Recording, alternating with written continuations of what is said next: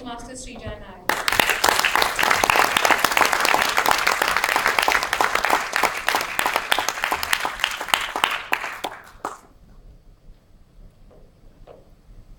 She was born with a clenched fist, with indistinguishable fate lines, signifying we carve our own destiny as we go ahead.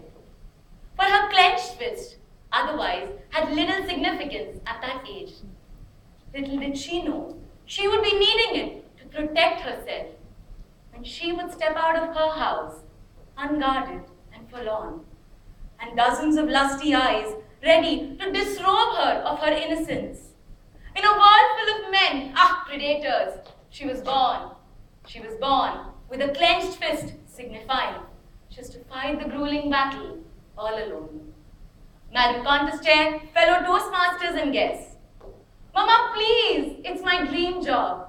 I pleaded one last time. Investment banking? No way. Late night meetings, 18-hour work shifts, and incessant traveling do not suit a girl. Take up lectureship at IIIT. My mom passed her verdict and I stormed out of the house onto the street. Taxi, IIIT please.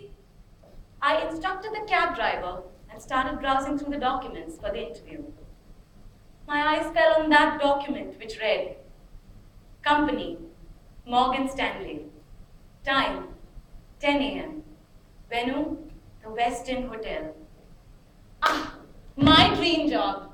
Unfortunately, at the same time, I would be chasing my mom's dream at IIIT instead. As tears rolled down my cheeks, my mind trailed off to that fateful day when I decided to pop out of my mother's womb and landed on my relatives' laps. Not one, 3 dozens of them, shouting at the top of their voices with elation, as if they had just witnessed the cutest alien. Wow, the newborn is dark, has chubby cheeks, dimples, big eyes, and resembles the mother. And my uncle shrieked with happiness, Chechi, it is a she. And I am she. My childhood was all about fairy tales of my Prince Charming coming to protect me from all evil. Pretty dresses, matching accessories, and looking at myself in the mirror and saying, I am a princess, I am she. My tiny hands and feet grew larger, and my crystal clear world kept growing darker. I stepped out to expand my wings and go to college, but I was befuddled.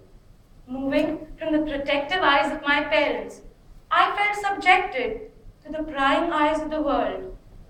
There were poring eyes, groping hands, and lecherous mouths wherever I went. Over a period of time, I realized I could only walk with my folded hands and my backpack behind to avoid unwanted attention devoid of dignity. And yet they came for me. And yet they came for me with their lusty eyes and their sullied hands, and I lamented, I am she.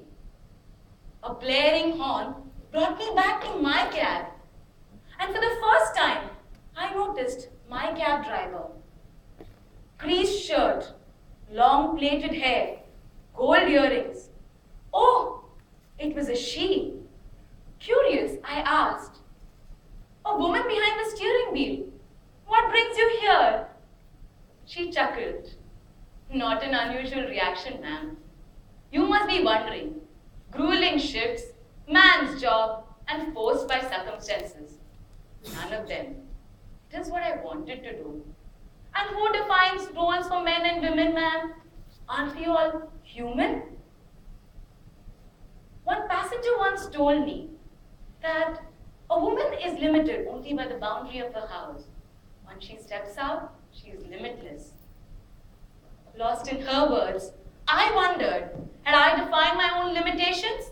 And was I born to be raised just as a she? Let's take a pause here and go back to the same room where I was born. All the proclamations were related to the fact that I was nothing if not pretty, that I was weak, that I needed the protective shell of the society and a man to defend my honor. It is what each one of us does, knowingly or unknowingly, stereotyping our little girls. Do you remember the last time you met a little girl? Say, 5-year-old. What adjectives would you use to describe her? Cute, pretty, beautiful, Barbie. Imagine using the same adjectives for the men sitting here. Say, pretty Venkata, beautiful Harsh, or Rajneesh with glowing hair like Barbie. The men want to be called strong, intelligent, and a savior like Superman. We raise our boys to believe that they are the protectors, but we nurture our girls to believe that they are the protected. So the next time, my dear friends, you meet a young lady, don't tell her you love her because she resembles the princess from the fairy tales, or that she has matching nail polish and colorful shoes. Instead, ask her what books she reads, what hobbies she would like to pursue, what stories she would like to hear. And if you have the time, tell her one, so that when she grows, she's clothed in strength and dignity and laughs without the fear of the future. As she was laughing, my cab driver, while I was looking at her, she said, "Ma'am, triple IT." In her, I saw a mirror image of what I wanted to be.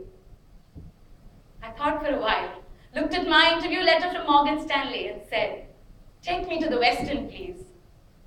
A few moments later, she dropped me off at the Westin. I stood there holding my interview letter. As she sped off, I looked at the bumper sticker on her cab. It said, "Not just a she."